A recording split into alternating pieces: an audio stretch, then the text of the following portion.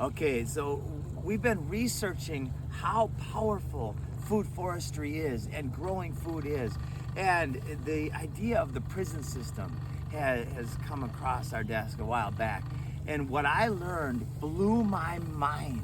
Right? They did a study in California back, I don't know, it was about 20, 30 years ago. It might have even been in the 70s. And they put a gardening program in a prison in California. And as a result of the prisoners who spent 3 years in this gardening program, the recidivism rate went down by more than 60%. And these inmates felt more connected. They were better off. They were healthier because now they're not eating poisonous foods anymore. They're growing their own food, and the taxpayers save $40 million because of that program. So everybody won, except for the control mechanism who uses prison as an industry, right? We gotta expose that insanity, that evil, that criminality, and say no more, right? And then we create a system where the inmates learn how to grow their own food and learn not only how to grow their own, but they learn the business of helping other people grow their own food. Now they get out and they've got something to do. Purpose. Yeah, purpose. Purpose. Talk about purpose in the food forest. Purpose that you can put not only in your heart, but in your backyard. How did you find purpose in doing this work, Jerry? I found my purpose starting by watching my parents first.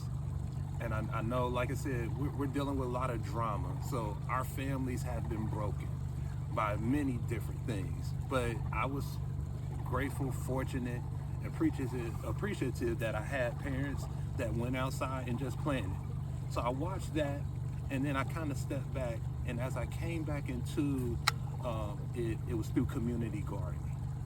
And at the time, I wasn't making a lot of money. I had children I needed to provide for. And so I would spot community gardens that were bare, wasn't doing anything. And I said, hey, I have to provide for my family somehow, some way. I have to have this alternative, this supplement.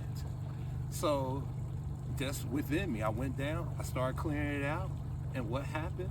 First, nature started coming back to that garden.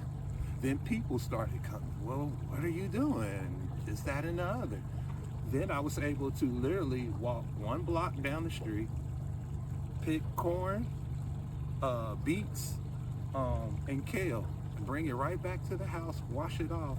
And so literally within 3 minutes, I had dinner at the house, and within 10 minutes, food on the table.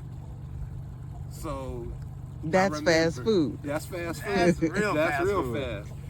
But more importantly, I remember at 37, and I called my dad, and I try to give my parents and the people who have poured into my life their flowers before, they're gone. I called him and I thanked him, and I said, Dad, I believe I have found my purpose, because I was doing it for free already. It was fulfilling my life already. I would have continued to do it for free, but I found a way to start earning an income from doing this. It started taking me around the nation and eventually around the world, and it got me to meet great people like Jim. I've met so many more people around gardening, community gardening, that is where the purpose for me came from. I need to spread this. I need to share this. Thank you. That's so good. And it just pops into my mind. Turn off the mainstream media. Turn it off. It's a lie, right? Because everything that's happening is not by accident. It's not just through ignorance. It's all a strategy to enslave.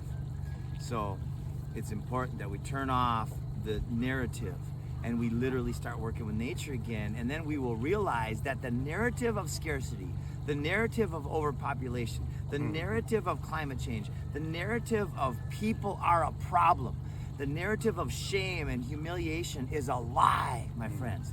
And how do you know that? By proving it to yourself and to others. Yeah. Absolutely.